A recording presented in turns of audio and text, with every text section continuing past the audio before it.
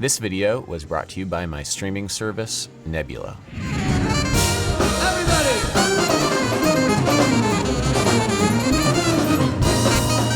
A couple of weeks ago, I played video game jazz music to a crowd of over 3,000 people. Over 3,200 people. The biggest show in MAGfest history. This was at MAGfest, a video game and music conference held in National Harbor, Maryland. What I found there was a vibrant scene of young people hungry for jazz big band music. This is the line for a jazz big band concert. It's absolutely wild. Only video game music, man. Only video game music.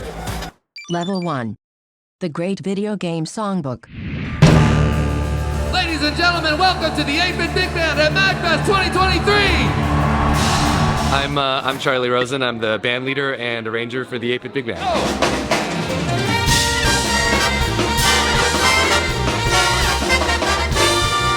The 8-Bit Big Band. So the 8-Bit Big Band is like a 35-piece symphonic jazz orchestra that's dedicated to reimagining and reinterpreting video game music in the same way that the arrangers of the mid-century were doing with other like great canons of work, like the Great American Songbook, Broadway musicals, you know, film scores.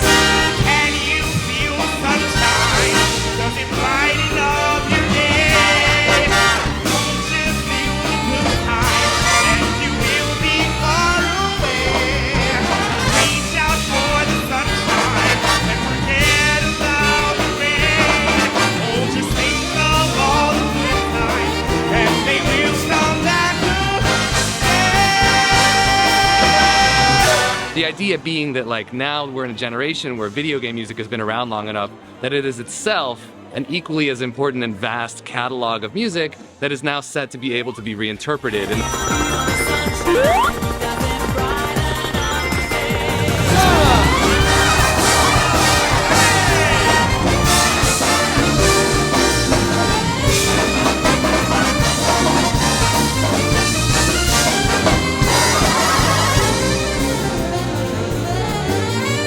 In the same way that the great jazz musicians and arrangers like Quincy Jones and Nelson Riddle were doing with the Great American Songbook, we now have the Great Video Game Songbook. Think about the good times and they will come back again. Oh, can you feel the sunshine? Does it brighten up your day? A whole generation of people that grew up with this music that is now fodder for us to riff on and reinterpret. Oh, think about the good times.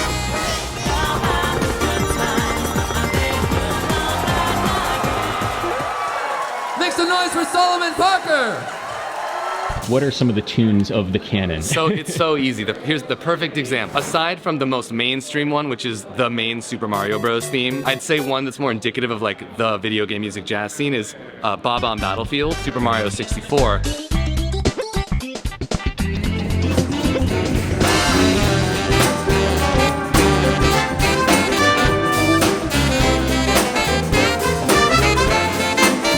The cool thing about it is like I gave a clinic to a high school big band recently and they read my arrangement of Bob on Battlefield down and I was like, just out of curiosity, how many of you knew this song before today? Like, did you know the song before we read it? And like a lot of them raised their hands.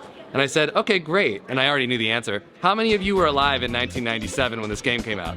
Literally me and the teacher raising our hand. This one's called Bob on Battlefield from Super Mario 64. Anyone played that game before?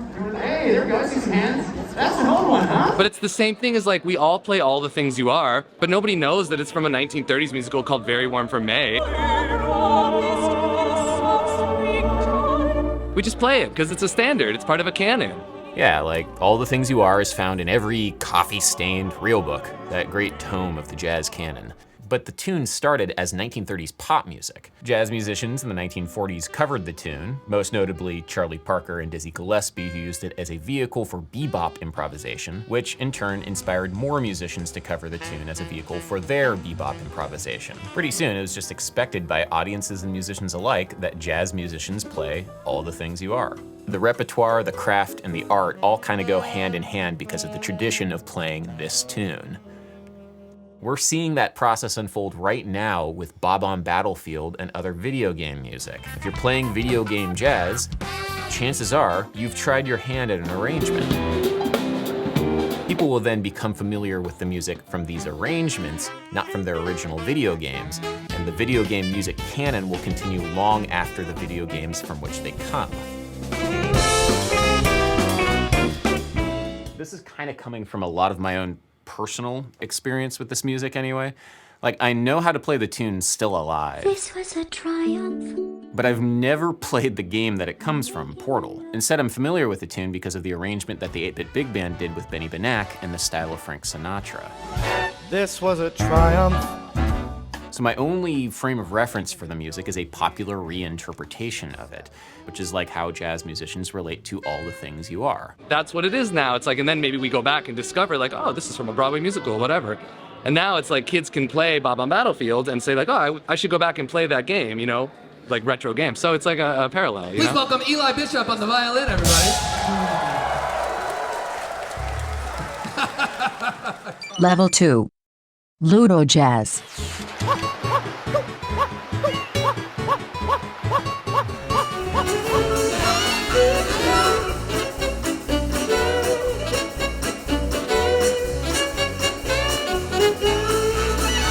Now, every great songbook needs its Cole Porter, and in this case, it's clearly the Japanese composer Koji Kondo. Hired by Nintendo in 1984, he is responsible for the music to all of the Super Mario games, Zelda games, and many other classics. Specifically for Mario, Kondo has cited Latin music as a big influence because he felt like the rhythm of playing the games in some way matched the rhythms of the music. The music is inspired by the game controls, and its purpose is to heighten the feeling of how the game controls.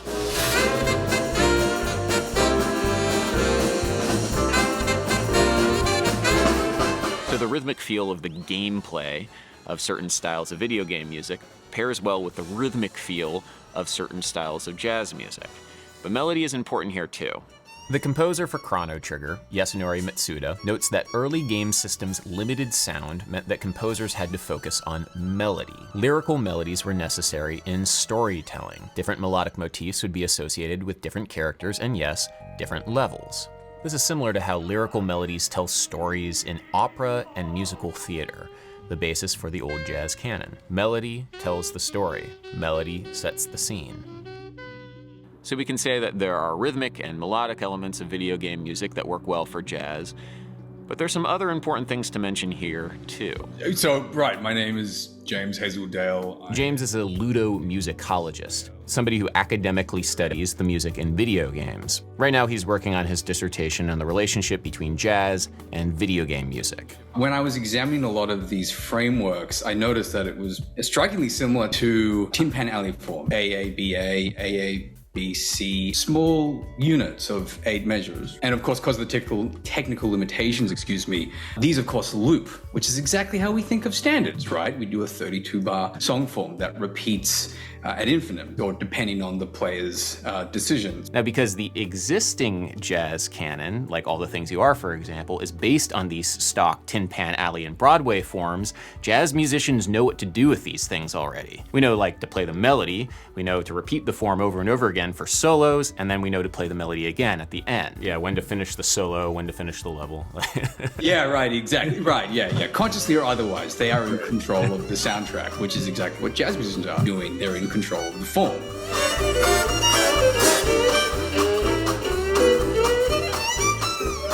So going beyond the surface stylistic similarities in the melodies and the rhythms of classic video games to jazz, formal elements become important also. These artists are engaging with the most popular medium, like jazz musicians were dealing with the most popular medium of their time. These are melodies that audiences recognize.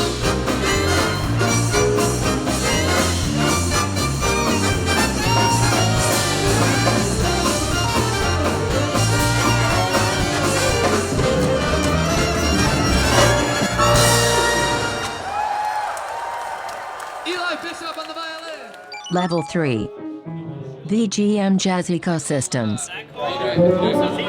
We'll take a little less here. Is it the violin or the guitar? Now, there are two specific musical ecosystems that help shape the 8-bit big band's music and, by extension, shape the new canon of video game jazz. There are many other kinds of musical scenes associated with video game music, but we're just talking about jazz here. The first is, believe it or not, musical theater, very much like early jazz. And then I just give an upbeat prep into the next bar, which is at a new tempo. I'm gonna sort of dictate all the eighth notes in 8. Charlie Rosen is an accomplished Broadway conductor and brings that expertise to the 8-bit big band. He's won a Tony Award for his orchestrations on the musical Moulin Rouge. Yo, Matt, you have changes written in your part? We're doing the ink. Ink is good. Please give it up for the one, the only Ludojazz, ladies and gentlemen. Lydia will be performing a fan favorite of the video game music songbook. This is Snake Eater from Metal Gear Solid.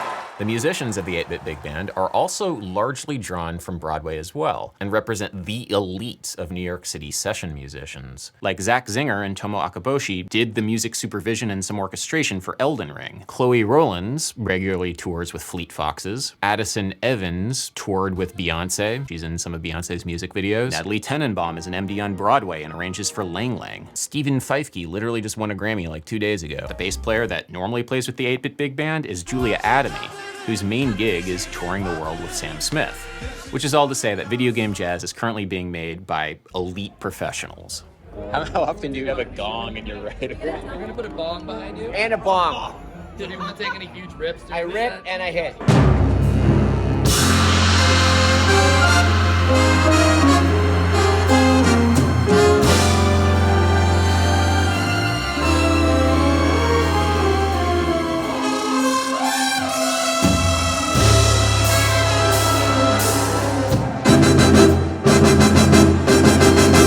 There weren't any large ensemble concerts doing like pop style writing, you know, like the songbook of this person with these pop singers at the New York Pops, you know, this kind of like more jazz mid-century style orchestral big band studio orchestra stuff for video game music.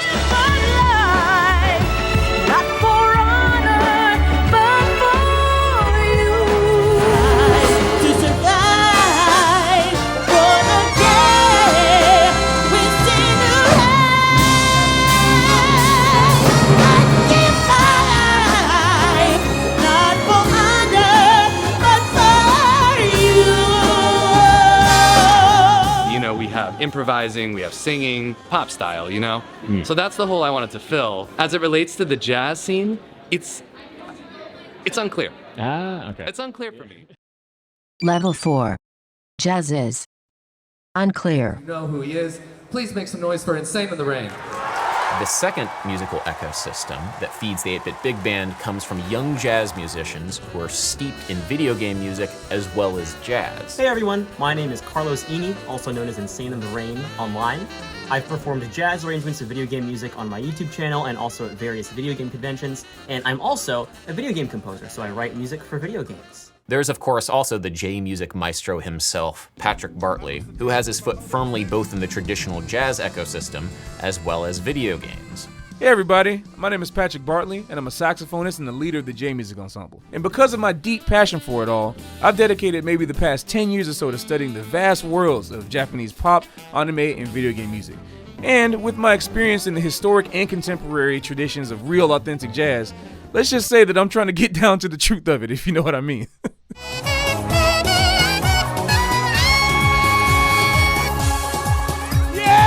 And so in some ways, the vocabulary of the jazz tradition is influencing the formation of the video game jazz canon, rooting it in that rich history. There is an arrangement of Song of Storms from The Legend of Zelda Ocarina of Time. It's my personal favorite OST. Patrick Bartley plays this song in his set sometimes. And he does it as a jazz waltz and does the impressions, you know, or so what thing where it goes up to E flat minor, goes back down to D. Took that idea and I'm like, okay, we're gonna do like the hard bop, you know, live at Newport Jazz Festival's hard swinging, you know, modal jazz thing. Put it back into 4 and I put in like impressions, yes and no, the Wayne Shorter tune.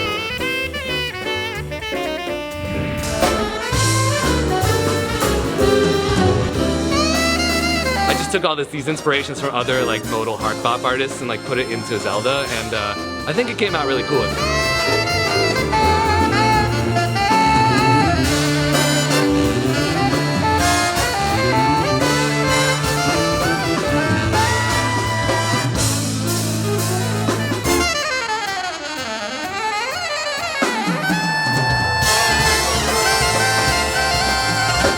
This mashup thing that Charlie Rosen's doing here is not just for the lulz. This is an important part of the jazz tradition. It's called quotation. When you take somebody else's work and organically mesh it into your own, you're showing people that you have actively engaged with the history. So, oh, you know what's a good example of that is the Ella Fitzgerald scat solo from the Live in Berlin concert, where it's like smoke gets in your eyes and like ornithology and like she does all these quotes from other things. It's kind of how I arrange sometimes. And so when Charlie Rosen and Patrick Bartley do this, they're linking the past to the present for a new generation of video game music fans. There's clearly a desire to connect this music to the tradition, whatever that might mean, but not everybody sees it that way. Jazz institutions like jazz education, jazz promoters, jazz festivals are not super hip to what's going on. I don't think the sort of mainstream jazz zeitgeist, media, whatever you want to call it, quite knows exactly what to do with video game music yet. This is all kind of despite the fact that the band has won a Grammy for the arrangement of Meta Knight's Revenge from Kirby Superstar with chiptune Shredlord Button Masher. This is an incredibly new entry into that world that's coming at it not directly, you know, it's from another angle. We're going to be performing our Grammy Award-winning arrangement of Meta Knight's Revenge. I played on the recording too, which I guess means that I won a Grammy, technically, maybe? I'll say I did. I won a Grammy, hey!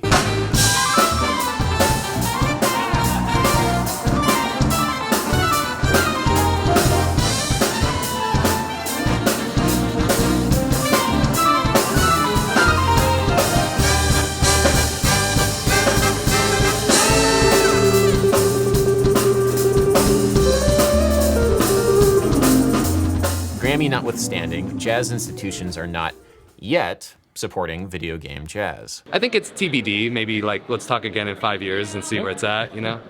What do you think? Oh yeah, of course. Thanks for playing. So in the meantime, there is a dedicated community that is committed to the music.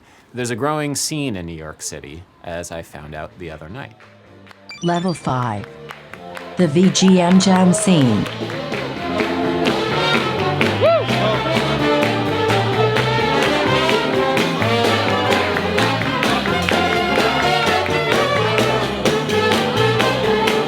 This is the video game music session. The VGM Jam sessions here at OS NYC in New York City.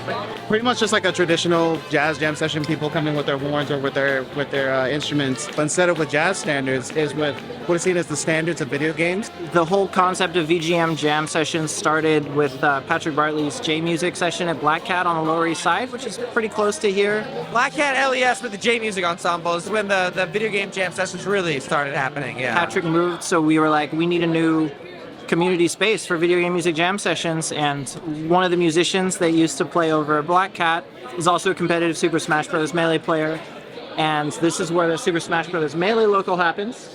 And we were able to get in touch with the management, and they were super into this idea, and here we are 16 months later and only growing. Yeah, so I think currently there's 2 real books. One is Patrick's The J Music Real Book, but then there's the general VGM Jams NYC Real Book, which was cultivated by Shango and Jasper and myself and Dom. It's been the collaborative effort for sure. Cool. Yeah.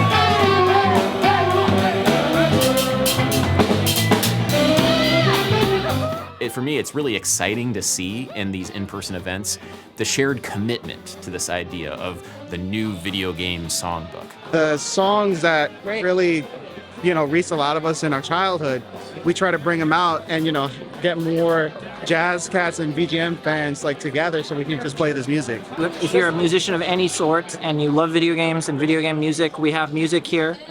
And it's been a growing but awesome community.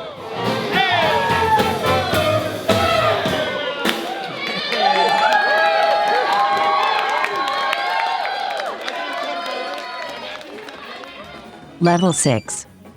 Why this is happening now. No, I think it's important to note here that even though these communities are relatively new, the music isn't, right? Most of these tunes are 20 or 30 years old. And And I think there are a couple of reasons why that might be. The first is older video game music's technical limitations, literally how much could be programmed into memory, led to music that is in some ways better for adapting to jazz jam sessions, which are very important to jazz culture. Simpler, repetitive form, for example. There is a distinct change in the 2000s where video game composers were able to compose music with much more complex forms. I mean, that's not to say that it's all old. There are plenty of modern games that the VGM jazz scene loves to interpret, especially games with soundtracks that have a jazz or funk influence. Yes, the music from Persona 5, yes, I'm not gonna forget that one. Very important. But maybe because of nostalgia, there's a lot of music from the 90s and early 2000s being played right now. Only now do we have a generation of people who grew up with video game music at a formative period in their life and also have the technical skill to realize this music within a jazz idiom. I think it took a generation and a half of video game music existing for it to become, like I'm saying, a codified songbook to be able to then be reinterpreted in the way that we do with jazz music. Video game big band concerts have been held before, notably in 2003, where there was one held at the Nippon Senekan Hotel in Tokyo, where they played, among other tunes, Bob on Battlefield. There's also some deliciously crispy 24p footage of that concert up on YouTube with Koji Kondo himself taking an organ solo, which is just honestly very fun.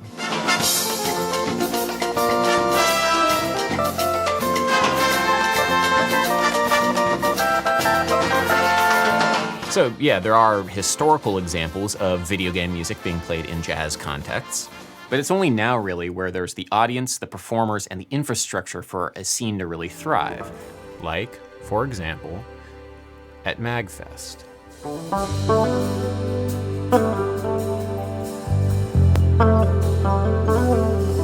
It's vital, I think, to communities to have a thing like this exist if they're going to happen and then be taken seriously and then spread awareness about this particular, subset of music. It's really important. Well, cool, dude. Yeah. Excited to hit. Yeah, it's gonna be fun. We're gonna do a bass duet. Bass duet. Bass duet at some point. Too many basses. It's gonna be awesome. Level 7.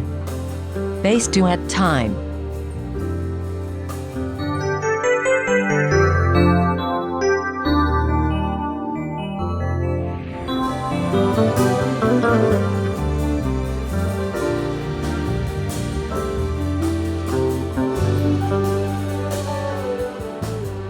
Sometimes young jazz musicians and jazz aficionados will ask the question, why are there no new jazz standards? I think it's a fair question to ask because the catalog hasn't been updated recently. Most of the music has long left the public consciousness.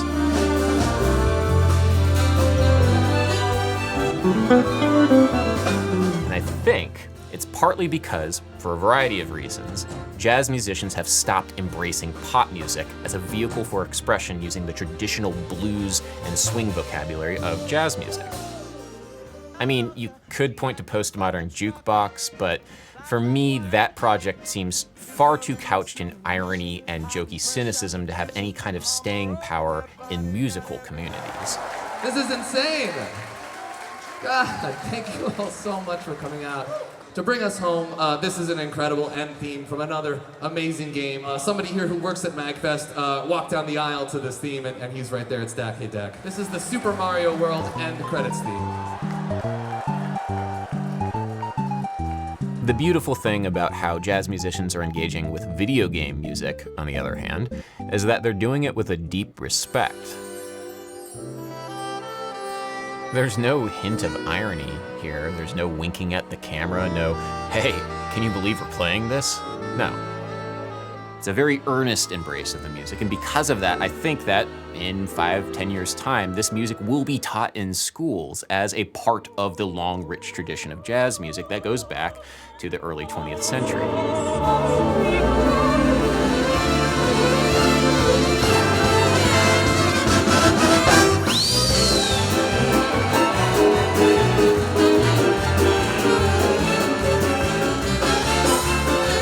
As goofy as this music can get, and it does get goofy, it's powerful. Just read the comments sometime beneath YouTube uploads of original soundtracks from classic video games. You'll find there testimonials and confessions and generally people reaching out to one another. When you read this stuff, I mean, there's no denying the emotional impact that the Songbook, the great video game songbook, has had on people's lives. And so why wouldn't there be a community of young jazz musicians that celebrate it? The sense of identity and belonging that comes from sharing in the joy of this music is enough for it to be present at the most important moments of people's lives. Because sometimes it got them through their worst. I replayed this game on the Switch and started crying. I remember playing this game with my dad, and it brings back such fond memories of him just cheering, "Mijo, you did it!" and just in time for bed. Me and him sat through the credits, and he was so proud of me. This was before my parents became divorced, and I wasn't able to see him as much. I beat this game 10 years ago, all by myself, and he was so happy, and I was so proud. I miss those days, but I'm glad they happened. Poppy, if you see this one day, this was one of the best adventures we ever had.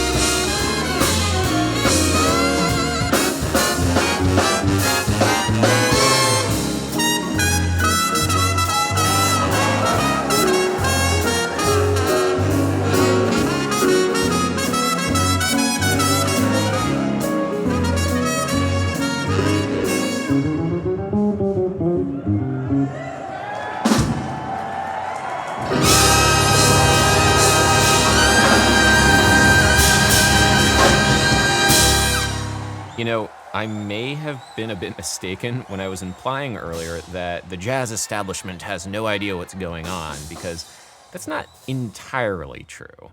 For example, in December of 2022, the great Kenny Garrett put on a concert of music from the game Elden Ring.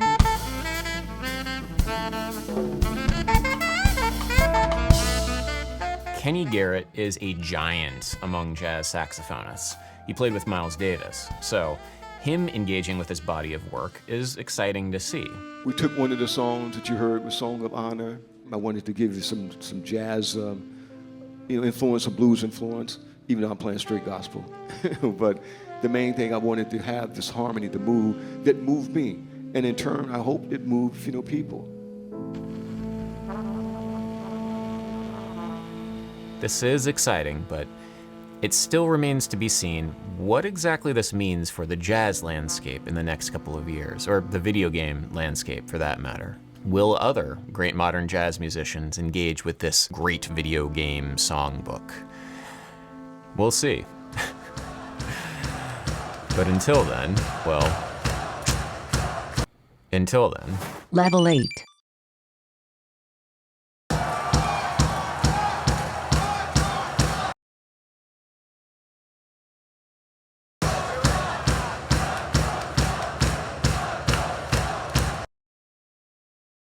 They did it! They did the thing!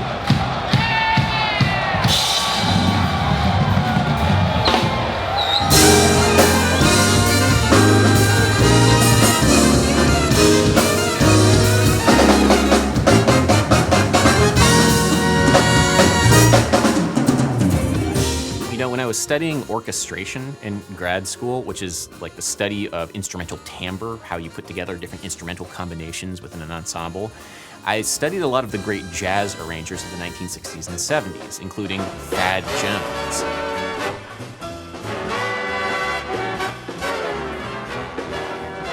Thad Jones has some amazing big band techniques that he uses in his arrangements, and I was very excited to hear Charlie Rosen using some of those same techniques in his 8-bit big band arrangements. So a couple weeks after MAGfest, I sat down with Charlie to take a look at his score for Song of Storms, that arrangement that he did for Patrick Bartley.